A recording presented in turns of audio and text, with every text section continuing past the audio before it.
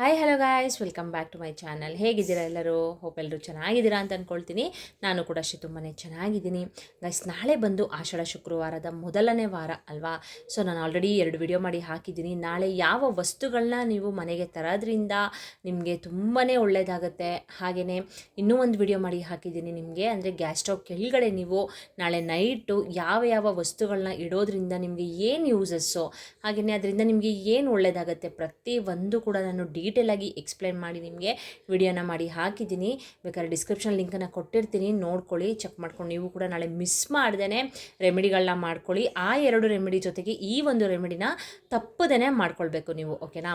ಈ ಒಂದು ರೆಮಿಡಿಗಳನ್ನ ಮಾಡ್ಕೊಳ್ಳೋದ್ರಿಂದ ಏನಾಗುತ್ತೆ ಅಂದರೆ ಗಾಯ್ಸ್, ನಿಮ್ಮ ಮನೆಯಲ್ಲಿ ಅಖಂಡ ಐಶ್ವರ್ಯ ಅನ್ನೋದು ಪ್ರಾಪ್ತಿಯಾಗುತ್ತೆ. ಯಾಕಂದರೆ ನಾಳೆ ಬಂದು ಶುಕ್ರವಾರ ಅಲ್ವಾ, ಅದರಲ್ಲೂ ಆಷಾಢ ಶುಕ್ರವಾರ, ಅದರಲ್ಲೂ ಮೊದಲನೇ ಆಷಾಢ ಶುಕ್ರವಾರ ಆಗಿರೋದ್ರಿಂದ ಮತ್ತು ಮಹಾಲಕ್ಷ್ಮಿನ ನೀವು ಮನೆಯೊಳಗಡೆ ಸ್ಥಿರವಾಗಿ ನೀವು ನೆಲೆ ಊರಿಸ್ಕೊಳ್ಬೇಕು, ನಿಮ್ಮ ಕಷ್ಟಗಳೆಲ್ಲ ತೀರಿಸ್ಕೊಳ್ಬೇಕು ಅಂದರೆ ಈ ರೀತಿ ರೆಮಿಡಿಗಳನ್ನ ನೀವು ಒಂದು ನಂಬಿಕೆ ಇಟ್ಟು ಖಂಡಿತವಾಗ್ಲೂ ನೀವು ಮಾಡಿಕೊಳ್ಳೇಬೇಕಾಗತ್ತೆ, ಸರಿನಾ.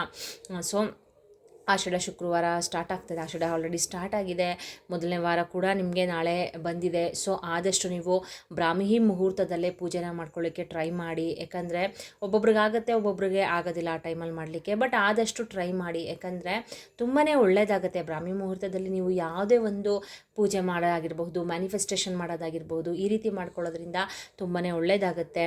ಮನೆನ ಆದಷ್ಟು ಕ್ಲೀನಾಗಿ ಇಟ್ಕೊಳ್ಳಿ, ಮನೆಯೆಲ್ಲ ಫುಲ್ಲು ಕ್ಲೀನ್ ಮಾಡ್ಕೊಳ್ಳಿ. ಮನೆ ಒರೆಸುವಂಥ ನೀರಿಗೆ ಸ್ವಲ್ಪ ಕಲ್ಲುಪ್ಪು ಹಾಗೆ ಅರಿಶಿನ ಹಾಕ್ಕೊಂಡು ಮನೆಯ ಕ್ಲೀನಾಗಿ ಒರೆಸ್ಕೊಳ್ಳಿ. ಹಾಗೆಯೇ ಸ್ನಾನ ಮಾಡುವಂಥ ನೀರಿಗೂ ಸ್ವಲ್ಪ ಅರಿಶಿನ ಮತ್ತು ಕಲ್ಲುಪ್ಪನ್ನ ಹಾಕ್ಕೊಂಡು ನೀವು ಸ್ನಾನ ಮಾಡಿಕೊಂಡು ದೇವಿಗೆ ನೀವು ಕೆಂಪು ಬಣ್ಣದ ಹೂಗಳನ್ನು ಅರ್ಪಿಸೋದಾಗಿರಬಹುದು. ಹಾಗೆಯೇ ಕೆಂಪು ಮತ್ತು ಹಸಿರು ಬಣ್ಣದ ಬಟ್ಟೆಗಳನ್ನ ತೊಟ್ಟು ನೀವು ದೇವಿಗೆ ಪೂಜೆ ಮಾಡೋದಾಗಿರ್ಬೋದು. ಹಾಗೆಯೇ ದೇವಿಗೆ ಬೆಲ್ಲ ಅಂದರೆ, ಸಿಹಿನಲ್ಲಿ ಬೆಲ್ಲ ಅಂದರೆ ತುಂಬಾ ಫೇವ್ರೆಟ್ ದೇವಿಗೆ, ಓಕೆನಾ. ಸೊ ಬೆಲ್ಲದಿಂದ ಮಾಡಿರುವಂಥ ಯಾವುದಾದ್ರೂ ಒಂದು ಸಿಹಿನ ನೀವು ದೇವಿಗೆ ನೈವೇದ್ಯವಾಗಿ ಅರ್ಪಿಸುವಂಥರಾಗಿರ್ಬೋದು. ಈ ರೀತಿ ನೀವು ಮಾಡ್ಕೊಳ್ಳೋದ್ರಿಂದ ತುಂಬಾ ಒಳ್ಳೆಯದಾಗುತ್ತೆ. ಅದ್ರ ಜೊತೆಗೆ ನಾನು ಹೇಳುವಂಥ ಈ ತಂತ್ರ ಪರಿಹಾರಗಳನ್ನ ಕೂಡ ನೀವು ಮಾಡ್ಕೊಳ್ಳೋದ್ರಿಂದ ತುಂಬಾ ಒಳ್ಳೆಯದಾಗುತ್ತೆ. ಈ ಒಂದು ತಂತ್ರನ ಗೈಸ್ ನಿಮಗೆ ಪರಿಹಾರ ಶಾಸ್ತ್ರದಲ್ಲಿ ತಿಳಿಸ್ಕೊಟ್ಟಿರುವಂಥದ್ದು. ಮನುಷ್ಯನ ಏಳಿಗೆಗೆ ಅಂತಲೇ, ಮನುಷ್ಯನ ಕಷ್ಟಗಳನ್ನ ತೀರಿಸ್ಕೊಳ್ಳಿಕ್ಕೆ ಅಂತಲೇ. ಈಗ ದೇವರು ಕಷ್ಟ ಅಂತ ಕೊಟ್ಟ ಮೇಲೆ ಅದಕ್ಕೆ ಪರಿಹಾರ ಅಂತಲೂ ಕೂಡ ಕೊಟ್ಟಿರ್ತಾರೆ ಅಲ್ವಾ. ಈ ಕಷ್ಟಗಳನ್ನ ತೀರಿಸ್ಕೊಳ್ಳೋಕ್ಕೆ ಅಂತಲೇ ಪರಿಹಾರ ಶಾಸ್ತ್ರದಲ್ಲಿ, ಸಿದ್ಧಿಶಾಸ್ತ್ರದಲ್ಲಿ ಕೆಲವೊಂದು ರೆಮಿಡಿಗಳನ್ನ ನಿಮಗೆ ತಿಳಿಸ್ಕೊಟ್ಟಿದ್ದಾರೆ. ಈ ರೆಮಿಡಿಗಳನ್ನ ನೀವು ನಂಬಿಕೆ ಇಟ್ಟು ಮಾಡ್ಕೊಳ್ಳೋದ್ರಿಂದ ಖಂಡಿತವಾಗ್ಲೂ ನಿಮಗೆ ನಿಜವಾಗ್ಲೂ ಒಳ್ಳೆಯದಂತೂ ಆಗೇ ಆಗುತ್ತೆ, ಸರಿನಾ. ನೀವು ಎಂಥ ಕಷ್ಟದಲ್ಲಿದ್ದರೂ ಕೂಡ ಅದಕ್ಕೆ ಪರಿಹಾರ ಅನ್ನೋದು ಸಿಕ್ಕೇ ಸಿಗುತ್ತೆ. ಇವತ್ತಿನ ರೆಮಿಡಿ ಬಗ್ಗೆ ಮಾತಾಡೋಣ. ಅದಕ್ಕಿಂತ ಮುಂಚೆ ಒಂದು ಲೈಕ್ ಕೊಡೋ ಮುಖಾಂತರ ಇನ್ನೊಬ್ಬರು ಕಷ್ಟಕ್ಕೆ ನೆರವಾಗಿ ಅಂತ ಕೇಳ್ಕೊಳ್ತೀನಿ. ಯಾಕಂದರೆ ಎಷ್ಟೊಂದು ಜನ, ಸುಮಾರು ಜನ ಕಷ್ಟದಲ್ಲಿ ಇರ್ತಾರಲ್ವ ಗಾಯ್ಸ್, ನಮ್ಮ ಥರ ನಿಮ್ಮ ಥರ ಕಷ್ಟದಲ್ಲಿ ಇರ್ತಾರೆ. ಅವರು ತುಂಬಾ ದುಡ್ಡು ಖರ್ಚು ಮಾಡಿ ಪೂಜೆಗಳನ್ನ ಮಾಡೋಷ್ಟು ಅವ್ರಿಗೆ ದುಡ್ಡು ಅನ್ನೋದು ಇರೋದಿಲ್ಲ ಅಲ್ವಾ. ಸೊ ಏನೋ ಒಂದು ಅವ್ರ ಮನೆಯಲ್ಲಿ ಸಿಗುವಂಥ ಚಿಕ್ಕ ಪುಟ್ಟ ಪದಾರ್ಥಗಳನ್ನ ಯೂಸ್ ಮಾಡಿಕೊಂಡು ಅವರು ಕೂಡ ಮನೆಯಲ್ಲೇ ಈ ರೀತಿ ತಂತ್ರಗಳನ್ನ ಮಾಡಿಕೊಂಡು ಅವ್ರ ಕಷ್ಟಗಳನ್ನ ಕಳ್ಕೊಳ್ಳಿ ಅನ್ನೋದಕ್ಕೋಸ್ಕರ ಹೇಳ್ತಾರದಷ್ಟೇ. ದಯವಿಟ್ಟು ಒಂದು ಲೈಕ್ ಕೊಡೋ ಮುಖಾಂತರ ಇನ್ನೊಬ್ಬರು ಕಷ್ಟಕ್ಕೆ ನೆರವಾಗಿ. ಹಾಗೆ ಹೊಸದಾಗಿ ನನ್ನ ಚಾನಲ್ ನೋಡ್ತಾ ಇರೋರು ದಯವಿಟ್ಟು ಸಬ್ಸ್ಕ್ರೈಬ್ ಮಾಡ್ಕೊಳ್ಳೋದನ್ನ ಮರಿಬೇಡಿ. ಆಲ್ರೆಡಿ ಸಬ್ಸ್ಕ್ರೈಬ್ ಮಾಡ್ಕೊಂಡಿರೋರಿಗೆ ನನ್ನ ಧನ್ಯವಾದಗಳನ್ನ ತಿಳಿಸ್ತೀನಿ. ಹೊಸದಾಗಿ ನೋಡೋರು ಚಾನಲ್ನ ಕೇಳ್ಬೋದು, ಯಾವ ರೀತಿ ಮೇಡಮ್ ನಾವೊಂದು ಲೈಕ್ ಕೊಡೋದ್ರಿಂದ ಇನ್ನೊಬ್ಬರು ಕಷ್ಟಕ್ಕೆ ನೆರವಾಗ್ತೀವಿ ಅಂತ ಕೇಳ್ಬೋದು. ಅಂದರೆ ಗಾಯ್ಸ್, ನೀವೊಂದು ಲೈಕ್ ಕೊಡೋದ್ರಿಂದ ವೀಡಿಯೋ ಅನ್ನೋದು ಲೀಕ್ ಆಗುತ್ತೆ, ಆಯಿತಾ. ನಿಜವಾಗ್ಲೂ ನಾನು ವ್ಯೂಸ್ಗಾಗಲಿ, ಲೈಕ್ಸ್ಗಾಗಲಿ, ಕಮೆಂಟ್ಸ್ಗಾಗಲಿ ಹೇಳ್ತಾ ಇಲ್ಲ.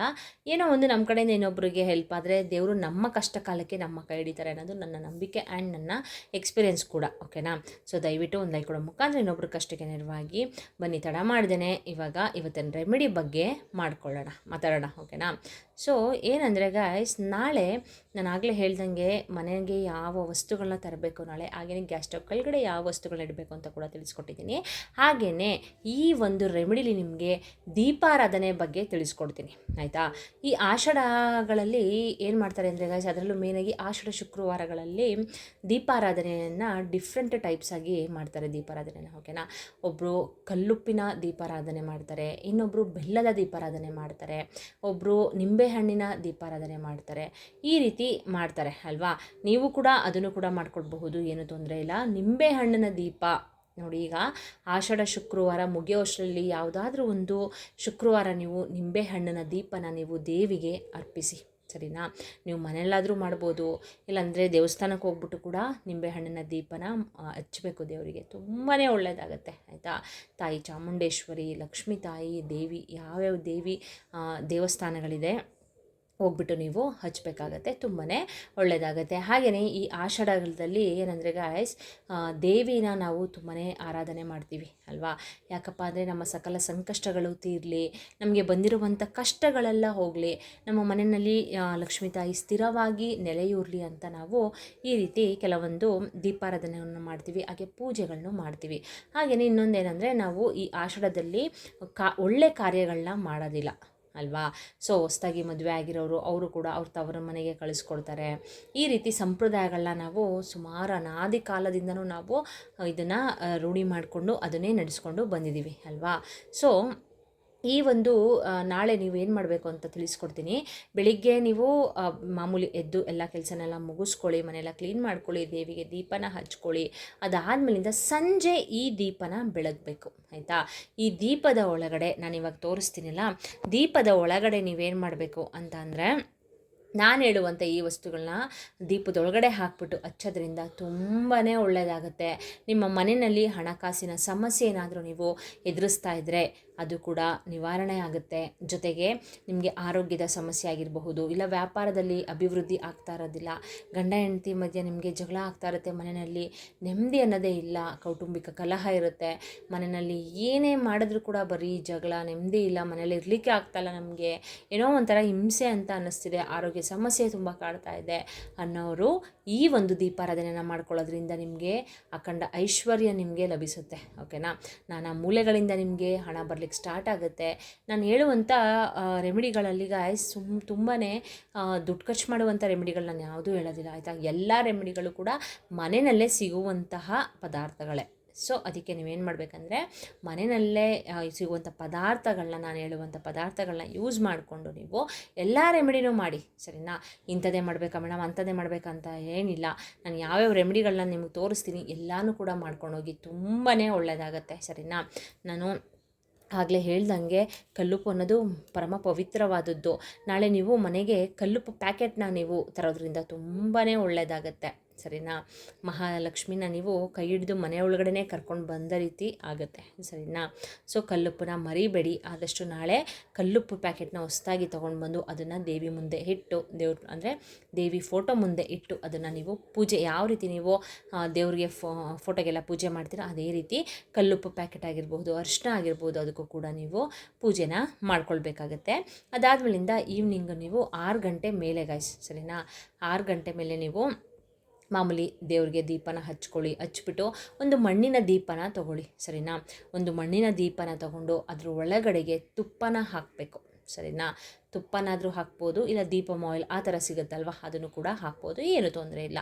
ನಿಮಗೆ ತುಪ್ಪ ಹಾಕುವಷ್ಟು ಶಕ್ತಿ ಇದೆ ಅಂತಂದರೆ ಆದಷ್ಟು ತುಪ್ಪನೇ ಹಾಕಿದ್ರೆ ತುಂಬಾ ಒಳ್ಳೆಯದು.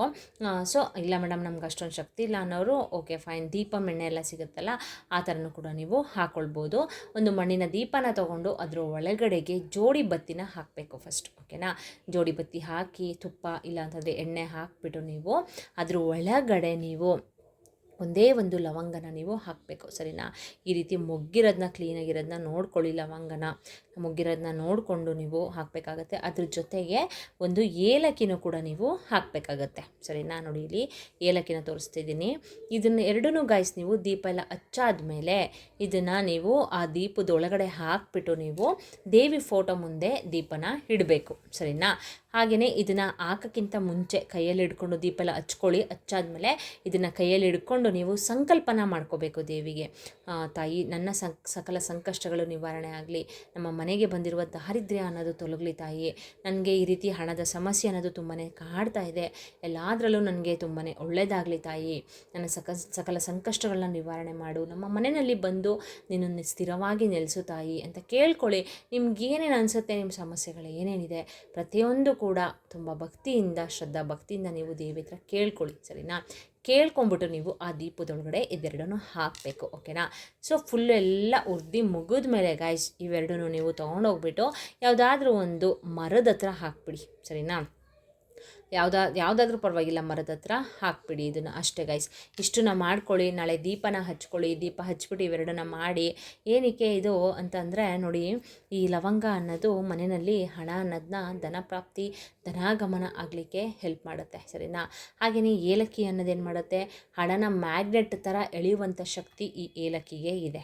ಸೊ ಹಾಗಾಗಿ ನಾವೇನು ಮಾಡಬೇಕು ಅಂತಂದರೆ ಇದೆರಡನ್ನೂ ಕೂಡ ದೀಪದ ಜೊತೆ ನಾವು ಬೆರೆಸಿ ದೀಪದೊಳಗಡೆ ನಾವು ಹಾಕೋದ್ರಿಂದ ನಿಜವಾಗ್ಲೂ ನಮ್ಮ ಮನೆಯಲ್ಲಿ ಇರುವಂಥ ಸಕಲ ಸಂಕಷ್ಟಗಳು ದೂರವಾಗುತ್ತೆ, ದಾರಿದ್ರ್ಯ ಅನ್ನೋದು ದೂರವಾಗುತ್ತೆ. ನಿಮ್ಗೇನೇನು ಬೇಕು ಎಲ್ಲ ಕೂಡ ನಿಮಗೆ ಸಿಗುತ್ತೆ. ನಾನಾ ಮೂಲೆಗಳಿಂದ ನಿಮಗೆ ಹಣ ಅನ್ನೋದು ಬರಲಿಕ್ಕೆ ಸ್ಟಾರ್ಟ್ ಆಗುತ್ತೆ, ಸರಿನಾ. ನಂಬಿಕೆ ಇಟ್ಟು ಮಾಡ್ಕೊಳ್ಳಿ. ನಾನು ಪ್ರತಿ ವಿಡಿಯೋದಲ್ಲೂ ಹೇಳೋ ಥರನೇ ಗೈಸ್, ನಂಬಿಕೆ ಅನ್ನೋದು ತುಂಬಾ ಬಹಳ ಮುಖ್ಯ ಆಗಿರುತ್ತೆ, ಸರಿನಾ. ನಂಬಿಕೆ ಇಟ್ಟು ಶ್ರದ್ಧಾ ಭಕ್ತಿಯಿಂದ ಮಾಡ್ಕೊಳ್ಳಿ. ಯಾರ್ಯಾರು ಈ ವಿಡಿಯೋ ನೋಡ್ತಿದ್ದೀರಾ, ಮತ್ತು ಮಹಾಲಕ್ಷ್ಮಿ ನಿಮಗೆಲ್ಲರಿಗೂ ಕೂಡ ಒಳ್ಳೇದು ಮಾಡಲಿ, ನಿಮ್ಮ ಸಕಲ ಸಂಕಷ್ಟಗಳನ್ನ ನಿವಾರಣೆ ಮಾಡಲಿ, ಎಲ್ಲಾದ್ರಲ್ಲೂ ನಿಮಗೆ ಒಳ್ಳೆಯದಾಗಲಿ. ಹಾಗೆಯೇ ಡಿಸ್ಕ್ರಿಪ್ಷನ್ನಲ್ಲಿ ಡಿಸ್ಕ್ರಿಪ್ಷನಲ್ಲಿ ಲಿಂಕನ್ನು ಹಾಕಿರ್ತೀನಿ. ಹಲವಾರು ವೀಡಿಯೋಸ್ ಮಾಡಿ ಹಾಕಿದ್ದೀನಿ. ತುಂಬ ಜನ ಕಮೆಂಟ್ ಮಾಡ್ತಿದ್ದೀರಾ, ಹೌದು ಮೇಡಮ್ ನೀವು ಹೇಳುವಂಥ ರೆಮಿಡಿಗಳನ್ನ ಮಾಡ್ಕೊಳ್ತಾ ಇದ್ದೀವಿ, ನಮಗೂ ಕೂಡ ಒಂದು ಗುಡ್ ರಿಸಲ್ಟ್ ಅನ್ನೋದು ಸಿಗ್ತಾ ಇದೆ ಅಂತ ಕಮೆಂಟ್ ಮಾಡ್ತಿದ್ದೀರಾ. ಯಾರ್ಯಾರು ಕಮೆಂಟ್ ಮಾಡ್ತಿದ್ದೀರಾ ಎಲ್ಲರಿಗೂ ಕೂಡ ನಾನು ಧನ್ಯವಾದಗಳನ್ನ ತಿಳಿಸ್ತೀನಿ. ಹಾಗೆಯೇ ಏನಾದರೂ ಡೌಟ್ಸ್ ಇದ್ದರೆ ಕಮೆಂಟ್ ಬಾಕ್ಸ್ನಲ್ಲಿ ತಿಳಿಸ್ಕೊಡಿ, ಆಯಿತಾ. ತಿಳಿಸ್ಕೊಡಿ, ನಾನು ಅದಕ್ಕೆ ಆನ್ಸರ್ ಮಾಡ್ತೀನಿ. ಹಾಗೆಯೇ ಕಮೆಂಟ್ ಬಾಕ್ಸ್ನಲ್ಲಿ ಓಂ ಶ್ರೀ ಮಹಾಲಕ್ಷ್ಮಿಯೇ ನಮಃ ಅಂತ ಕಮೆಂಟ್ ಮಾಡೋದನ್ನ ದಯವಿಟ್ಟು ಮರಿಬೇಡಿ. ಹಾಗೆಯೇ ನಮ್ಮ 456 ಏಂಜಲ್ಸ್ನು ಕೂಡ ಮರಿಬೇಡಿ ಅಂತ ಹೇಳ್ತಾ ಇವತ್ತಿನ ವ್ಲಾಗ್ನ ಇಲ್ಲಿಗೆ ಎಂಡ್ ಮಾಡ್ತೀನಿ. Bye bye, see you, take care.